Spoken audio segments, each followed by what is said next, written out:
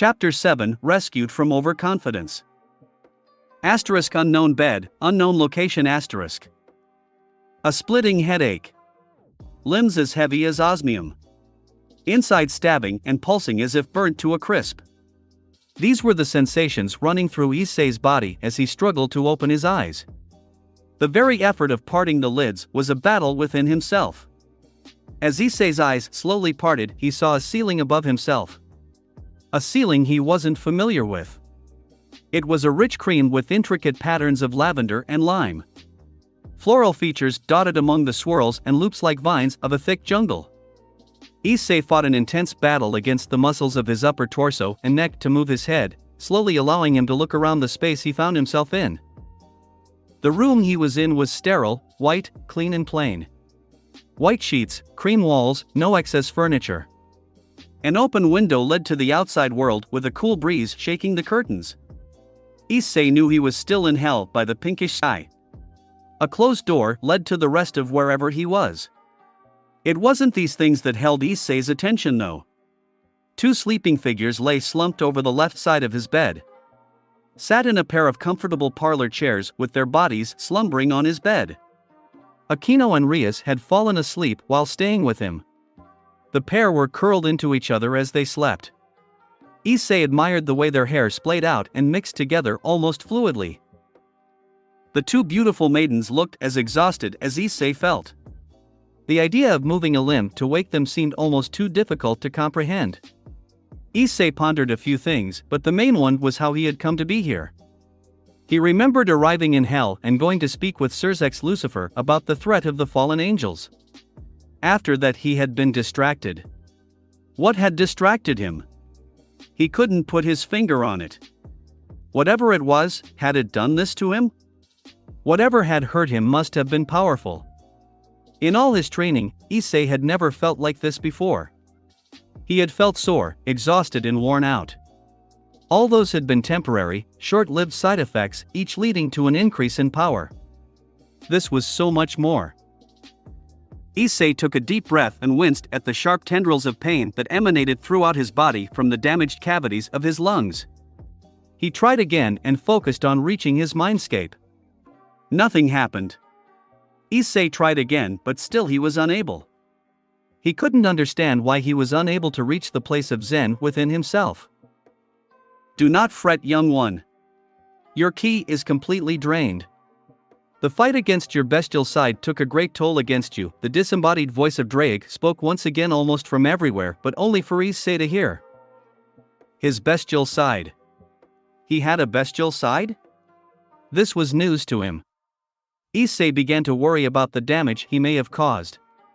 He was well aware that with his ability to channel his power so rapidly that he could inflict a great amount of damage to people or property at a rapid pace. He felt some relief that Rias and Akino were there with him. If they were here then he couldn't have gotten too out of hand. Issei continued to stare at the ceiling and ponder his thoughts for a while more before closing his eyes to return to sleep. Before he drifted off, he smiled internally at the fact that this was the first time he had simply slept without training since awakening to his true self. Cool hands brought Issei back to consciousness. Opening his eyes was easier this time, but by no means easy. The light in the room was brighter and he knew it was mid-morning. Issei turned his neck to face the source of the touch and found Akino's hand on his cheek. She faced him with a soft smile as Rias continued to sleep. Awoke to my touch, she said with a soft smile. A cheekiness rested in her voice, but concern outweighed it. Issei smiled at her, the concern in her voice brought a warmth to him that helped to alleviate the soreness he was in. The pair sat in silence for a few minutes before Akino broke it again. So do you want to tell me what the crazy monster rampage was all about? She had a voice that was neither serious nor humorous but a little of both as she spoke with a small smirk forming at the edge of her lips. Issei gave his best "I have no idea what you're talking about" face before opening his mouth to speak. The words scrapped along his throbbing and tender throat. Each syllable a new dagger along the aggravated flesh.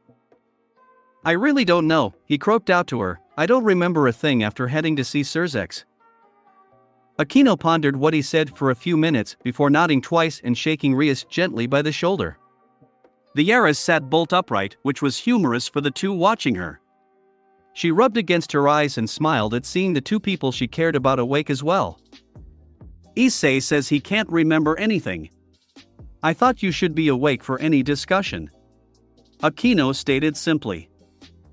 Rias agreed with the logic of her words by nodding slowly. She was clearly struggling with waking up so abruptly. It took her a few more moments to compose herself before addressing Issei with a professional tone, much like a detective gathering the simple facts of a crime. What exactly do you remember? Her voice was neutral yet compassionate. It was clear that she wasn't accusing Issei of anything. Issei took his time. He tried to think of the exact last memory that he had. They arrived, went outside, and then he became distracted. What was it that distracted him? It had been something above him. It had called to him, inviting and drawing him in. Bright, luminous, ominous. The moon. Issei wet his lips and replied. I remember arriving, following everyone outside, and then I felt like I had to look at the moon. That's it, he said with difficulty and a gravelly voice. Yeah, you were staring at it so intently. Akino spoke up. You just stopped and stared, then your eyes went red. She remembered clearly the look of concentration on his face. This was news to Issei. He didn't know that his eyes could change color. He was almost afraid to ask the next question, but knew it had to be asked. What happened after that? The girls could hear the awkwardness in his voice and began recounting the events of his destruction the night before. They each spoke in turn to ensure that all the events were told correctly to Issei. He simply lay and listened to the girls. He was mildly shocked and secretly happy with himself at hearing that he had gone toe-to-toe with two kings of hell and another powerful devil, even if he hadn't been in control at the time. The girls approached the end of their story. Then as your beam was getting too much for Surzex, you just stopped and went limp. After that you began shrinking back to yourself and fell to the ground. That's what they all said happened. Rias finished off as neither her nor Akino had seen clearly the end of the showdown. Issei was going to question the end of the fight when Drake spoke to him again. I can explain why you stopped so suddenly. Ask the girls to place a hand on you so that I may speak to them as well, the dragon said calmly. Drake knows why. Place your hands on me and he will speak to all of us at once. Issei relayed to his two alluring housemates. Rias placed a hand on his stomach while Akino paused and seemed to be considering her choices like a girl in a candy shop. Do I touch your firm muscles or go somewhere a little more fun? She mused with a cheeky and seductive grin. Issei resisted the urge to blush while Rias smacked her friend in a playful manner. Place your hand wherever you want. Issei returned in a tone that despite the difficulty of speaking showed a playful nature too. This time it was Akino's turn to go slightly red and Rias hit him in the shoulder in mock irritation whilst telling the both of them off for being lewd.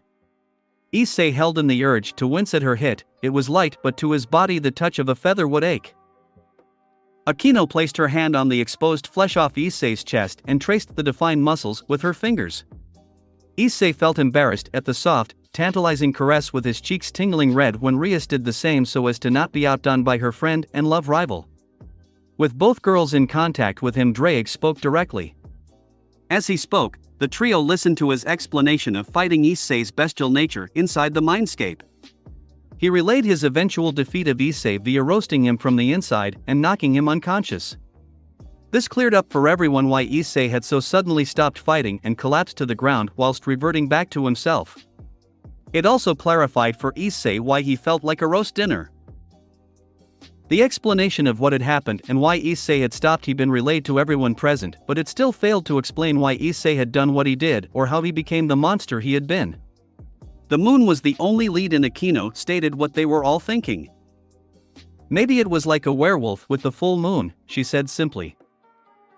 Neither Rias nor Issei knew if that was the exact reason, but it seemed like the only lead that they had and would be what they would have to go on with until they received something more substantive. Continuing to feel worn out from his beating and now recovery, Issei yawned and the girls decided it was time to depart so that he could rest further. They agreed to bring him a large meal when he next awoke, as he had gone since lunch the day before without eating, and that was a big deal for him. He fell back to sleep shortly after the girls left, the complete lack of ki in his body leaving him in an exhausted state. A short time later, Rias found herself standing in the lobby of the Gremry mansion. Magical workers were well underway with the task of repairing the damage caused the night before, and it would be done easily by mid-afternoon.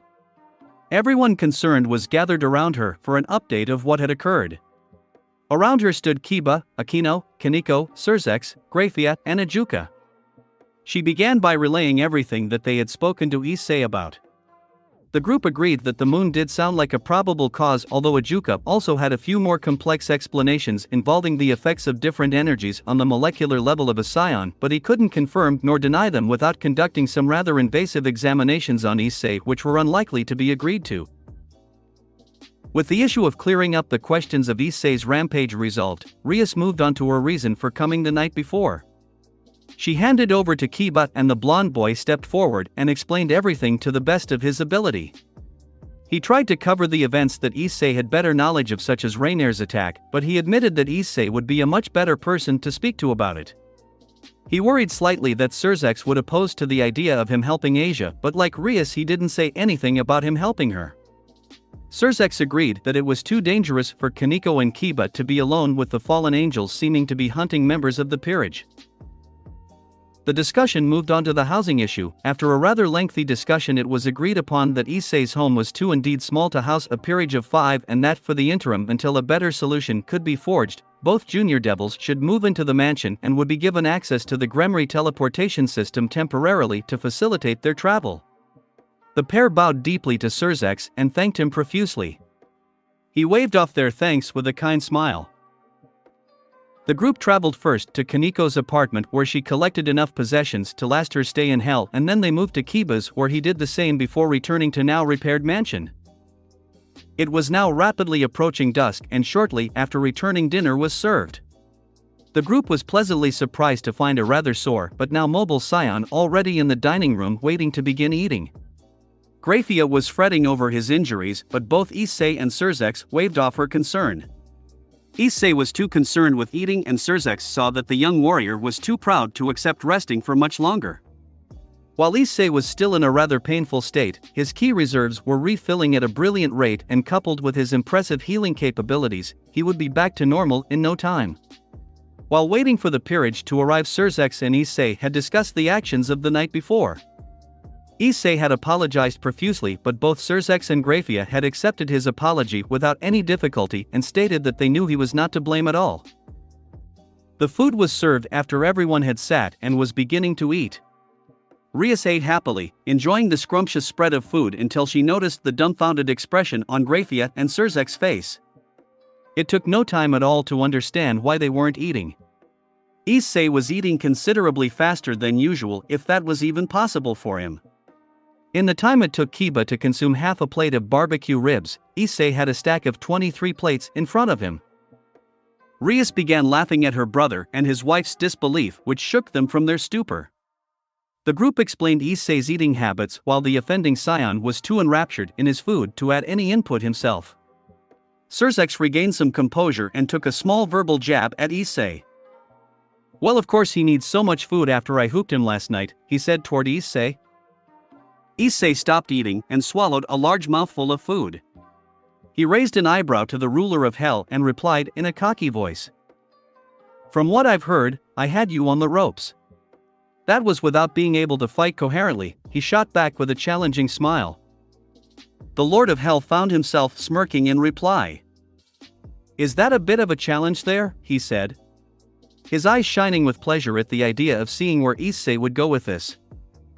"There was no bit about it," Issei responded nonchalantly.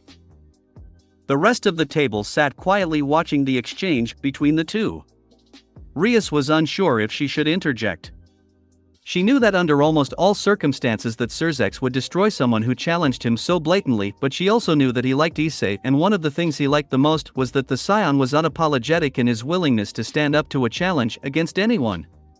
The group felt as Surzex unleashed some of his power. Issei and him in a staring battle with identical smiles across their faces. Not to be outdone, Issei flooded himself with some of the ki that he had recollected so far. he knew not to use too much lest he end up immobilized again. The pressure of his power filled the room to equal Surzek's. It seemed the two would step up their display a notch when Grafia cut in.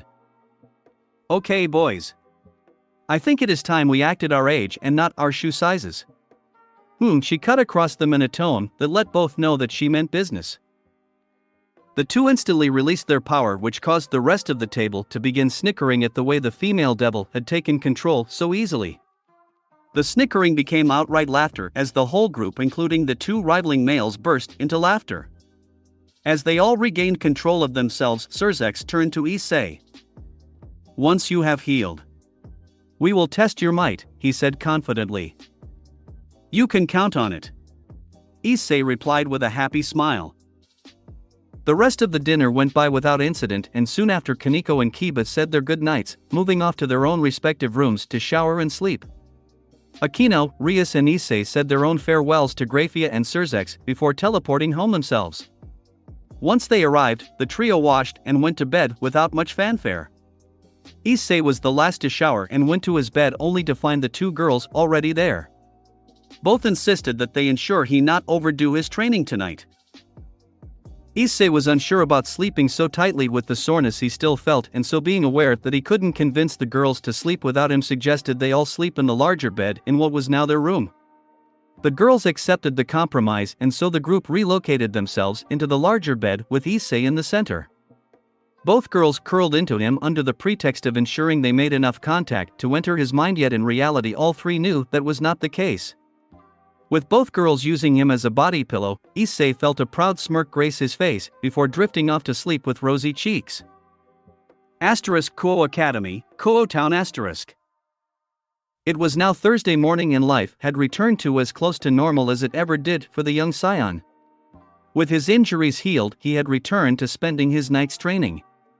The weight of his armor was now approaching a ton at total, and he had asked the girls to double the weight of his clothing for him. He now sat in his class attempting to decipher the algebraic equations that the sensei had put for the class to complete. The group's routine had only changed moderately, with Kaneko and Kiba arriving at the Hayadu residence prior to breakfast, and the Peerage now ate all their meals together. After breakfast they would walk to school together, and after classes back to Issei's house. So far they had seen neither head nor tail of any fallen angels, and Issei suspected that their enemy was smart enough to avoid a direct confrontation with the group as a whole, especially after how easily he had scared off Rainier in their last encounter. The look of fear on his would-be killer's face still brought a smirk to his lips. Ria's protective attitude did have repercussions for the group though, as she had forbade any member from undertaking any assignments or contracts until the threat was removed. Issei concentrated on a rather long equation and attempted to complete it via supplementation, but didn't manage to solve the problem. He had just scrapped his latest attempt when the bell rang, and he was more than happy to abandon his schoolwork in favor of a more Saiyan-esque activity, namely eating lunch.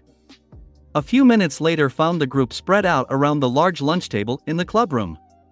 Today's lunch was a generous mixture of Spanish cuisines, paellas, pincho, and many other plates that had Issei happily occupied. While he ate, he considered new ways to increase his strength and improve his ki control.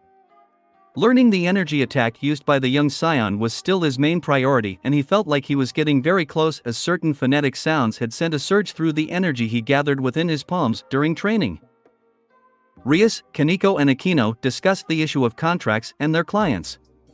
Both junior devils had a backload of requests and feared that clients may choose to stop using their services if they didn't start fulfilling some requests soon. Rias, however, was adamant that she felt it was too unsafe for the girls to be out alone if her peerage was indeed the target of Rainier and her group. Neither girl could argue with her protection of them, as neither wanted to face a group of fallen angels by themselves. Kiba spent most of his time on his phone sending text after text, as he had been recently. The group knew that he was messaging Asia, and it didn't take a genius to know that the young knight was heavily smitten with the pretty nun. On the Tuesday, Rias had spoken to Kiba at length about the dangers of pursuing a relationship with a member of the church, but after Kiba had explained Asia's situation and lack of affiliation with any radical elements, she had allowed him to continue to talk with her. Rias was weary of any church member as more extremist sects were known to work with fallen angels. However, Asia was a volunteer nun who had been sent to Kuo to intern at an outreach medical center in the poorer suburbs of the city. Rias had read some of her exchanges with Kiba and decided that the young girl was just a kind woman who wanted to help those who couldn't afford the services of a medical professional. Rias could understand her passion for helping, but as a devil she would never provide her services for free though. Being altruistic was far too much like an angel for Rias to ever consider, regardless of his general compassion. Lunch was rapidly approaching its conclusion when Kiba spoke up, drawing in the Peerage's attention.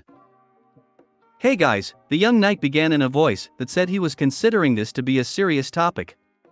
The group turned to face him and gave their full attention. Issei continued to eat but otherwise gave his attention as well. "Asia just sent me a few pictures of people that have been coming into her clinic over the last few days. I think you should see their injuries." He finished and handed his smartphone around to the group. On the screen was a series of images showing various people with identical injuries. Each was a rather nasty collection of bite marks. The bites themselves appeared to belong to a large dog or canine of some breed. What made the bites unique, however, was the severe burn marks that accompanied them.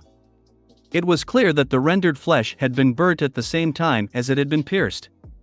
Rias knew exactly what would cause injuries of that nature. "Hellhounds," she said firmly.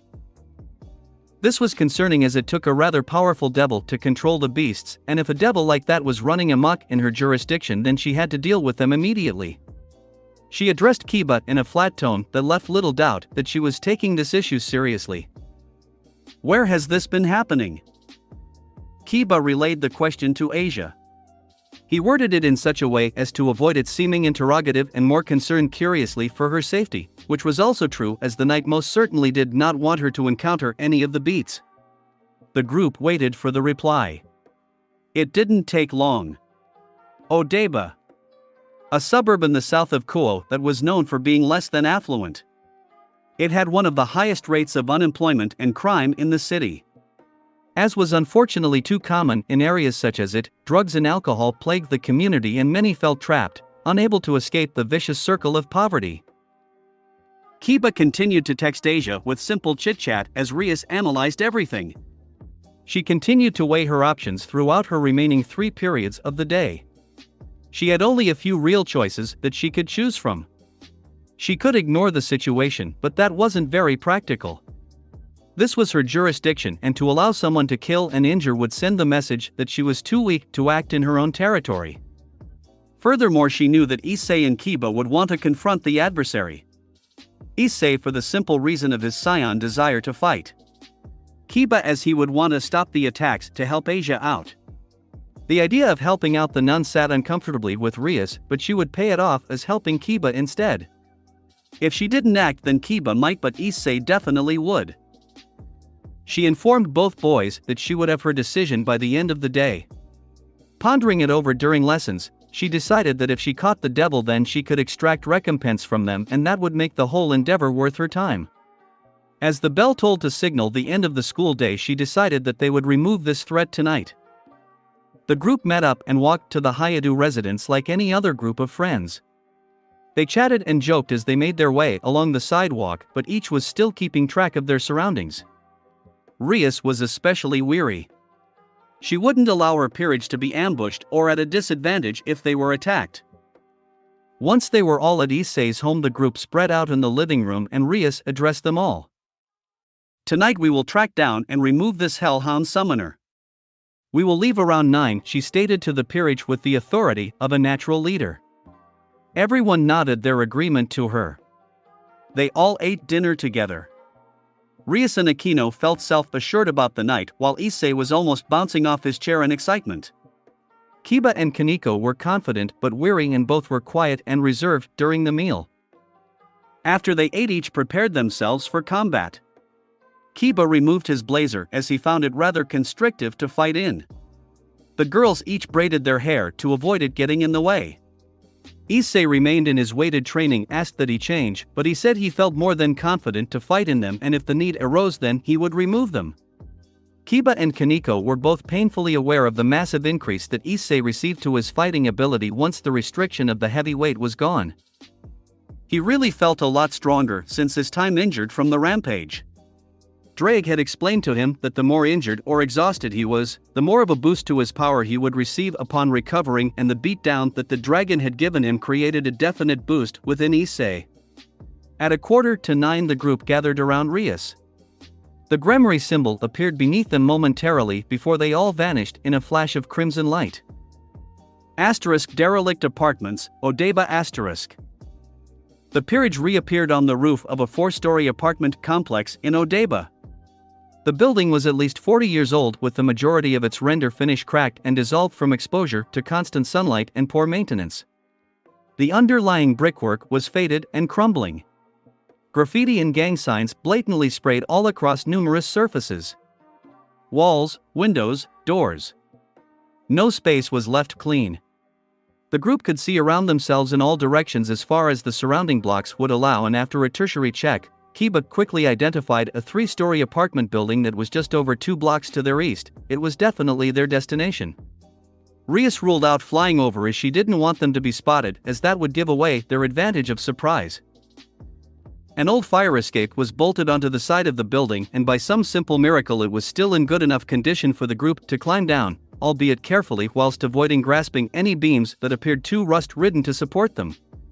They reached the pavement and made a beeline for their goal. Issei was practically bouncing out of his skin at the prospect of combat. His eager energy gave him a sinister vibe that deterred any locals who thought they might attempt to make a pass at the group. The building they arrived at was beyond derelict. The front doors were missing, and it looked as if the building had only avoided collapsing through sheer luck. It was clear that the only people who would live here were doing so out of pure necessity and not by choice. A rancid odor of filth wafted around the building.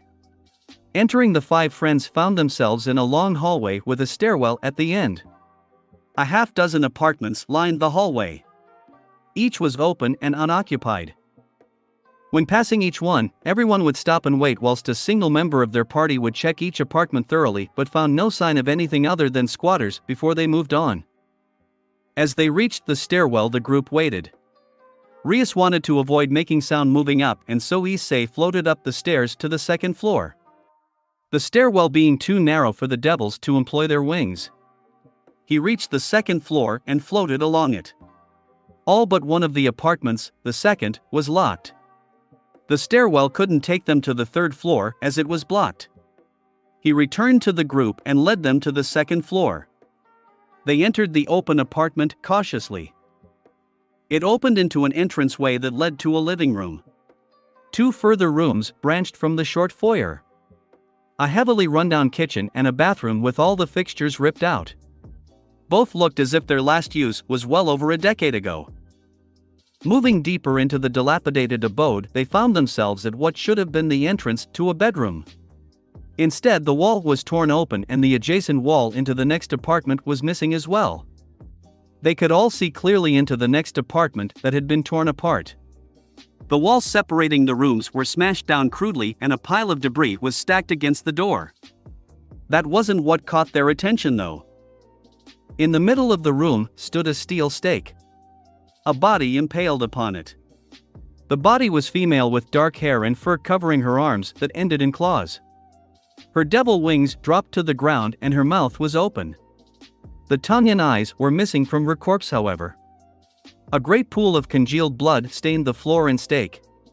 Against her better judgment, Rias moved forward with the rest of the group. As they passed into the 3rd apartment and approached the devil's corpse, a galloping crash arose from behind them, signaling a pile of rubble dropping from above to fill the space that they had just entered through. There was not option for retreat now. "Welcome," a female voice spoke from above them. The group looked up to see the ceiling separating the 2nd and 3rd floor missing. Standing central and facing them on the 3rd floor was Rainier. Her face sporting a malicious grin of someone who felt that they had just won. To her right stood Donasek. Both fallen angels had their wings tucked behind their backs. To the left of Rainier stood a man in priestly robes. His face was split by a psychotic grin that rose to his red eyes. White blonde hair sat neatly groomed on his head. He carried two long swords that he left hanging lazily in his hands. To his left was a tall busty woman with long dark blue hair and eyes to match. She wore a maroon trenchcoat over a gray blouse and a dark business-style skirt. A pair of black feathery wings were folded on her back as well. To the right of Donasek was another fallen angel. This one was shorter than the rest. She possessed blonde hair that was tied in twin ponytails. A black bow perched on her head that matched the Gothic-style dress. Her skin was pure and angelic, but her blue eyes were cold with a murderous intent that didn't match her innocent-looking body. The devils dropped into their defensive stances whilst Issei crossed his arms. Rainier continued speaking as if reciting a prepared monologue. "How nice of you all to follow my bait. This will be an excellent place for you all to die." As she said this, a cross floated in front of her. Embedded in the timbers of the crossbeam was the eyes of the rogue devil, and the mouth was fixed to the stalk. The mouth moved and spoke in a demented, disembodied voice that scraped against the souls of those who heard it. "Come." Instantly a dozen beasts howled into existence around the peerage. Hell hounds. The beasts had thick black hides and stood as tall as a Great Dane. Where their eyes should have been was nothing but empty sockets, and their open maws showed rows of fangs made of flames. These beasts were definitely the culprits of the attacks. "Killed by beasts of your own realm. Genius, if I do say myself." Rainier continued maliciously. "Now if you will excuse me. We have a treacherous nun to execute and a potent power to collect." Kiba moved forward and yelled at her. "If you harm a single hair on Asia's head, he began in a defiant tone. "You'll what?" Rainier spat back. "You will be dead, and you know what? I was going to make her a faithful servant of mine, but she befriended filth like you, and all traitors must die. Isn't that right, father?" She directed the final words at the maniacal man in priestly robes who spoke with a cracked and twisted voice. "Yes. Yes. Yes. All traitors must die. Die. Die." His voice rose and fell in a psychotic manner, and it was clear that the priest was heavily disjointed from reality. Issei had listened to enough of their garbage and released his ki. The energy flooded his body, and those around him could feel the rise in his power. Rainier felt the rise in his power, and it flustered her momentarily. She addressed Donasek and the busty female. "You two deal with them. We will go on ahead." Issei could hear the crack in the confidence of her voice and grinned mockingly.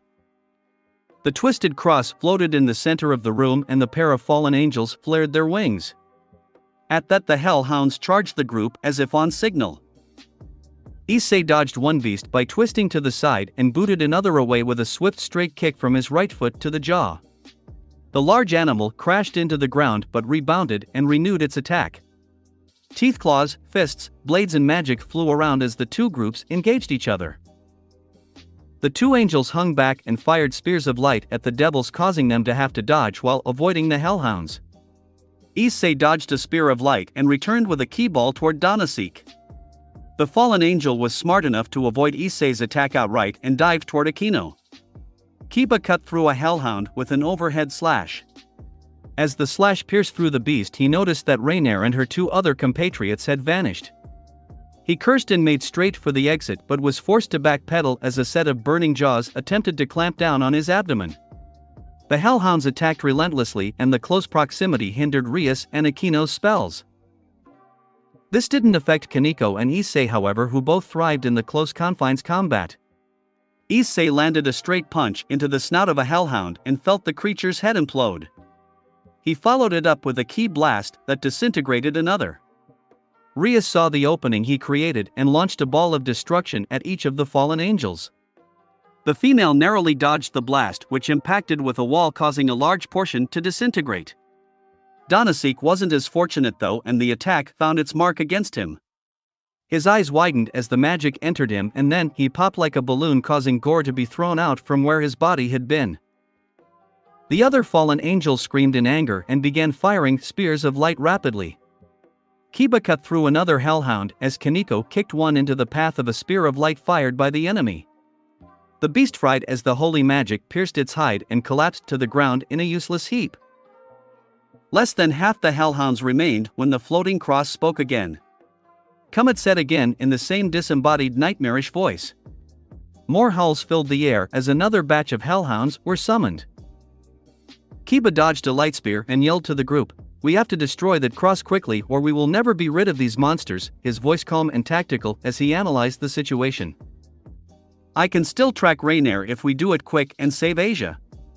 I have to save her," he added with a determined passion entering his voice as he slashed through another beast. Rias heard her knight and acknowledged his logic. She wasn't concerned about the life of the nun but wouldn't let her die as she was in her jurisdiction and meant something to Kiba. Rias knew what had to be done and yelled to her group as she caused a beast to implode with a small blast of energy. "Issei, you and Kiba go ahead and catch those three. Deal with them. We will take care of this trash and stop these hounds," she ordered out to her peerage. Issei acted without missing a heartbeat and flashed forward, catching Kiba and propelling himself out of the hole that Rias had made with her magic. As he came out into the night air, he fired ki blasts at the fallen angel as he released Kiba. Kiba dropped momentarily before coming back up level with Issei, his wings wide and beating. The fallen angel dodged the ki blasts, but two of her hounds were less fortunate and large holes were blown through their bodies by Issei's perfectly formed ki orbs, ripping through them like paper. The saiyan and knight turned away from the fight and flew off in the direction Kiba tracked their adversaries going. Akino took advantage of the distraction Issei provided and redirected her lightning from roasting a hound to arcing toward the floating cross abomination. The fallen angel fired a shell of light toward the cross to protect it, but the crackling magic struck partially before the shell could form around it and the cross crashed onto the beams of the third level. Kaneko leapt to strike it but was caught on the leg by a hellhound. She grimaced in pain and turned to face the beast that caught her in its jaws. Her leg was burnt where the teeth pierced her flesh. She dropped down and drove her fist into the beast's mouth with the momentum of their landing. The beast's empty eye sockets widened and oozed blood as the wretched animal went limp from the powerful strike to its skull. Rias eradicated another pair of beasts and created a sort of destruction energy much like Surzek's. With blade in hand, she lunged at the angel, who raised a spear of light to block her strike. The pair twisted as sparks flared from the contradicting energies. As the two twisted, lunged, swung, thrust and parried, it almost looked like an aerial dance. The tip of the light spear passed Rias' left cheek and she twisted to catch her opponent's arm in much the same manner as she had seen Kaneko do to Issei during their first duel. Rias abandoned her sword as the angel struggled to free herself. Rias shoved her free hand into the angel's back, creating a burst of destruction energy that evaporated her opponent. With the angel dead, the shell protecting the cross vanished and Akino unleashed lightning onto the deformed construct. The mouth unleashed a scream before erupting in flames and becoming little more than ash. With no more reinforcements coming, the trio slew the remaining hellhounds and stopped to catch their breath with the bodies around them. "Never seen you fight with a sword before," Akino commented between pants. "Been watching Issei fight too much," Kaneko commented through equal pants. "I don't prefer it. I feel weaker up close, but it was necessary," she replied to the two as she dismissed the sword. "You should practice it more. It was sexy to watch." Akino shot at her friend with a teasing grin. Rias blushed deeply at the comment and turned from the two, releasing her wings and approaching the hole Issei and Kiba had left through. "Come on. Let's go help the two boys," she said with a slightly flustered voice. She took to the air with Kaneko and Akino following. Akino wore a flirtatious smile the whole flight. Medical Center, Odaiba. Kiba and Issei landed onto the pavement outside the medical center that Asia volunteered at. The building was a simple one-story structure. A red cross was painted on the doorway and the building appeared to be well maintained. Despite that, the lights were turned off and that was less than ideal. It was approaching 11 at night, but still this clinic should have been open, as most places like this were open constantly. Issei tested the door and it swung open. The pair entered the building and flipped a light switch close to the door. Nothing happened. Undeterred, the two ventured into the building. They approached what they assumed to be a reception desk.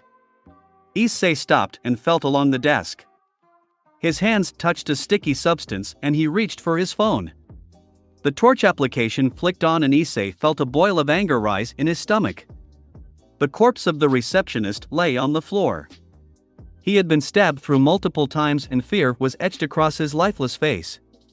Kiba closed the man's eyes and the pair pushed forward with a nod. They passed a large waiting area and multiple simple examination rooms, all dark and empty, yet could see light shining from under a doorway ahead of them. Issei pushed the doors open and they were unpleasantly surprised by what they saw. Asia lay prostrated naked on a surgical table. Her wrists and ankles were strapped to the table. Rainier floated beside her with a long vicious sickle of light in her hand. Her two accomplices stood between Rainier and the two would-be rescuers.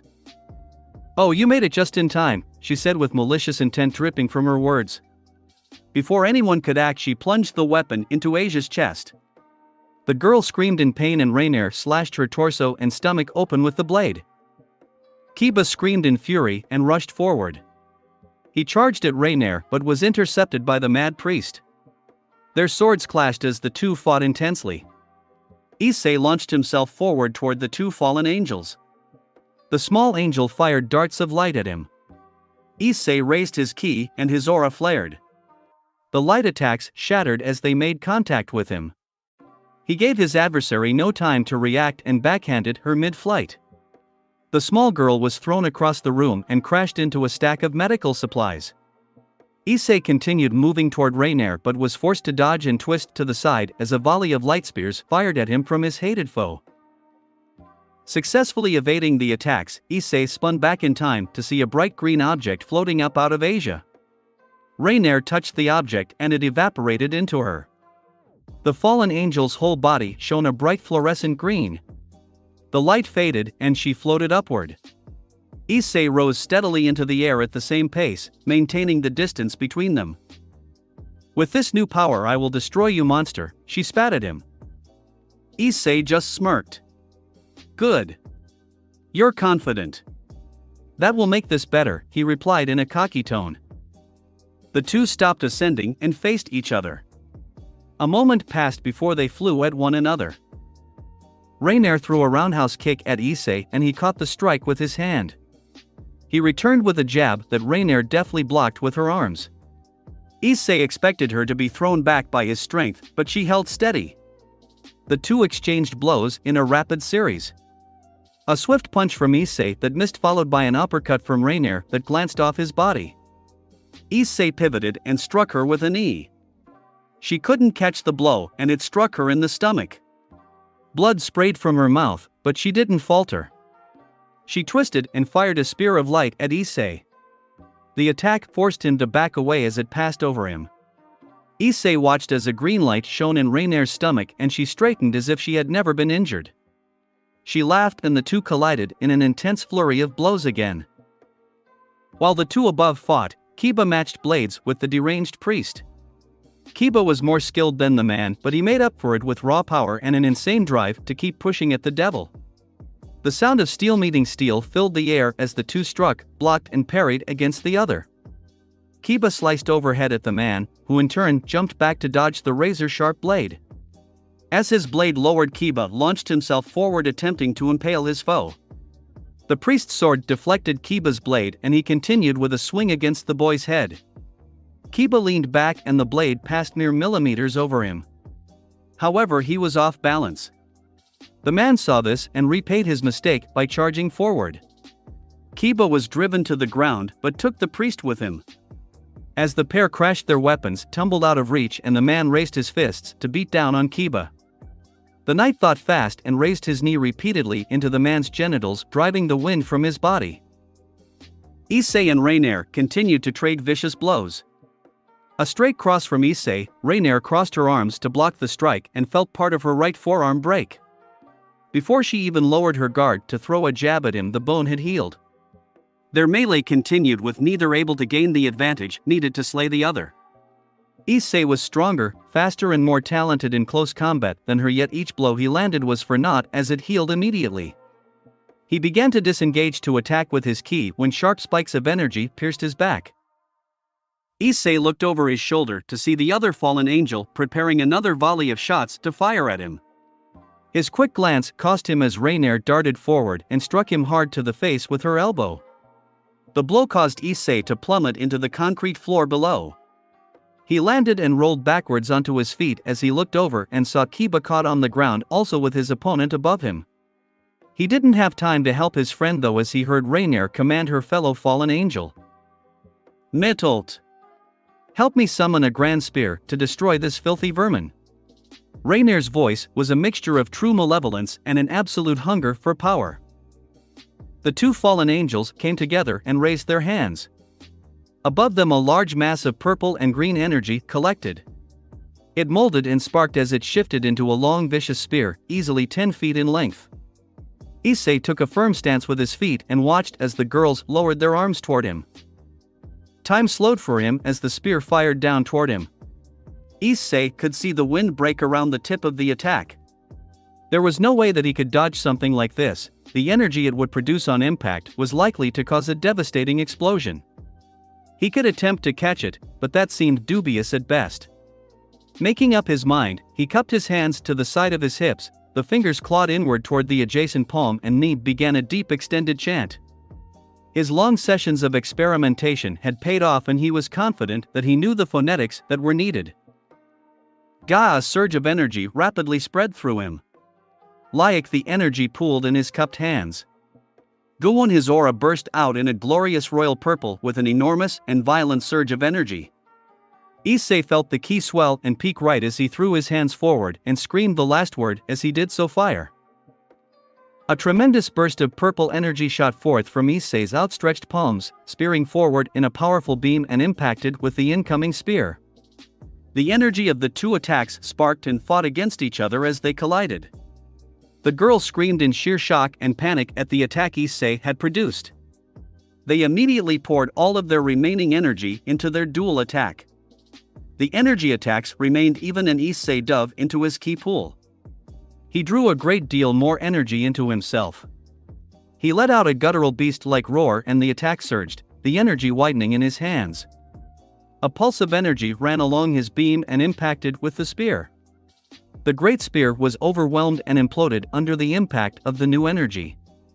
The fallen angel's eyes bulged in true fear, but neither could avoid the attack in time. The Gallic gun crashed into the pair and they screamed out in pure pain as they were obliterated. The purple attack exploded in a gruesome shower of bloody entrails and charred black feathers. Kiba and the maniacal man were stunned by the incredible attack Issei unleashed. Kiba took the advantage and threw the man off of him. He crashed to the ground. Kiba got to his feet and watched as the man fled from the building. He could chase him down but chose to rush to Asia instead.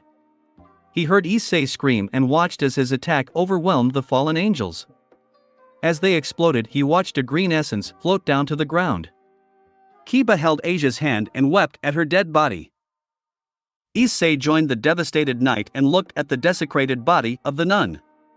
He couldn't revel in the victory he had achieved with the death of the young girl hanging over the event. Footsteps filled the room and the boys looked to see their three friends enter. Kiba faced Rias with desperation written heavily on his face. "Save her. Please, Rias. Save her." His voice sounded broken and cracked as he spoke. Rias approached and faced the dead girl. She then looked at the green essence on the ground. "A sacred gear," she stated. Magical energy floated around the mass and the essence floated up and re-entered the girl's body. Rias then reached into her clothes and brought out her evil piece set. She removed a bishop piece and held it over the girl. The bishop dropped down and entered the girl's body. Rias began to speak in a soft voice. "Rise. Rise, Asia Argento. Rise from the dead. Rise alive again, Asia Argento, by my will. I, your new king Rias Gremory, raise you, Asia Argento, as my bishop." The skin of Asia's body began entwining together as the cavity closed up and the internal organs healed. Her chest slowly rose and fell with the weak breaths she was now taking. Kiba searched around briefly and then pulled the cleanest surgical sheet over her body to save her dignity. He wept tears of joy as he held her body tight. With her wrapped in the sheet and cradled in his arms, Kiba faced Rias. "Thank you. Thank you so much, Rias," he said over and over. 19 Hyoto Lane, Kuo Town. The group returned with Asia still unconscious to Issei's home. They placed the girl to rest for the night in Issei's bed. Kiba wished to remain until Asia awoke and Kaneko stayed to be with the peerage. Kaneko took the extendable couch and Kiba piled a small group of blankets on the floor in the living room to sleep. The group all made their way to sleep shortly after sorting out their various sleeping arrangements, and Issei found himself once again between the two beautiful seniors. With Asia saved and once again alive, Issei allowed the glorious feeling of accomplishment to show. He had achieved the Gallic gun. The attack had been every bit as powerful as he hoped, and then even more so. On top of that, he had avenged himself for his attempted murder at the hands of Rainier. Issei relayed the battle to the two beautiful girls who shared the bed with him, and they both congratulated him on his success. Issei lay between them, drifting off, and listened to the sound of their steady breathing. Both girls cuddled into him, and Issei felt for that moment to be an invincible conquering hero. He approached Drake as the girls practiced their magical energy in the whiteness of his mindscape. "I see you achieved the attack," the dragon said with an air of pride in his voice. Issei nodded and thought for a moment. "I want to fight someone powerful. Someone who can truly challenge me and help me grow," he said thoughtfully. The girls looked at him. Rias was slightly taken aback by what he had said. "What about Rainier today? She pushed you to use a new attack." She was a bit shocked that Issei hadn't considered that a challenge. "True," he began, "but I didn't need to drop my weighted clothes. I want to fight someone who will push me to my limit." Rias shook her head at him, and the girls returned to their activities. She admired his desire to grow stronger, but sometimes she thought he pushed it too far. Drake shifted his position and spoke slowly. "I think I could do that," he said in a slow, pensive voice. "How?" Issei asked. "Well, if I channel the energy that I usually use to summon your armor into a memory of a fighter from the past, I might be able to summon one. Though they wouldn't have a personality or emotions. More just like a soulless clone that you could fight. I don't think I could recreate any truly monstrous opponents though," Drake explained. Issei nodded enthusiastically and felt excitement fill his body as he watched Drake concentrate. A memory of the past floated out before him, and the dragon placed his left forepaw into it and froze. Energy began to move and emanate from the memory wisp. The two girls watched the dragon concentrate and waited patiently. Nothing happened for over 10 minutes, but slowly energy gathered in a point 100 feet beyond Issei. The excited boy turned and watched as a body formed. It was a tall, muscular form that slowly took on the shape of a man. He was extremely muscular with extremely long black hair. His facial features reminded Issei of the young boy from the memory of the boy's training with the old sensei, but he seemed more ruthless and violent. A thick black furry tail protruded and waved behind him. The new scion wore a form of armor, white and yellow segmented plates over a black one-piece suit. Thick carapace-style armored plates spread out from his shoulders, and he wore white boots and gloves. His tail wrapped around his waist in the same manner as Issei's often did. The scion stood lifeless for over a minute before his eyes shot open. They gazed around the whiteness, but it was clear that no soul existed. The eyes simply looked without understanding. Upon seeing Issei, the warrior shot forward at a speed that dazzled and bewildered the young warrior and landed a crippling punch into his unprotected torso. Before Issei could respond, a swift spin kick projected him across the whiteness. The two girls were stunned. Issei wasn't wearing any weighted clothing, and yet he was being thrashed. They watched dumbfounded as Issei was struck over and over. He could barely land a blow, and those that he did glanced off the warrior like waves against a rocky shoreline. Issei reeled back from a harsh cross-punch and delivered an uppercut. The blow connected with the scion's jaw but did absolutely nothing, even failing to move the powerful foe's head an inch. The scion caught Issei's wrist and lifted him into the air. He then slammed Issei into the ground and blood burst from his mouth as all the air was driven from his body. He twisted and fired ki into the warrior and it exploded on impact.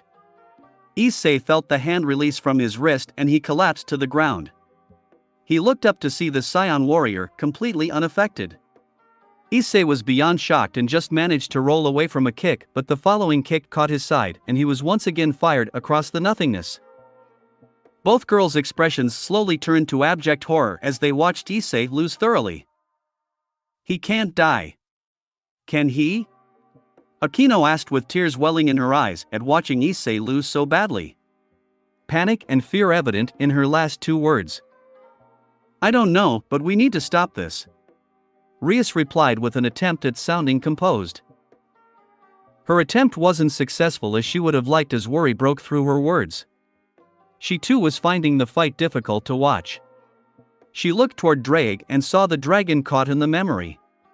Akino followed her as she rushed toward his outstretched limb and together the two girls drove their weight into the giant claw, shoving Drake from his contact with the memory. Issei was curled up, barely protecting his vital organs as the saiyan stomped on him, when the blows suddenly stopped. He looked up to see the warrior had vanished. He groaned and rolled onto his back. He felt once again like he had awoken after losing control to his bestial side, but this time, the beatdown had been his own fault. He had gotten far too overconfident and that saiyan had put him in his place. Clearly he wasn't the invincible hero that he envisaged himself to be just yet. A smile kept onto Issei's face though. If that was a weak saiyan and a mindless clone to boot, then how powerful could a true saiyan become? Issei laughed softly to himself and held his ribs as the chuckles caused pain to surge through him. The pain subsided and Issei rested while considering his potential for the future. Edited on December 27.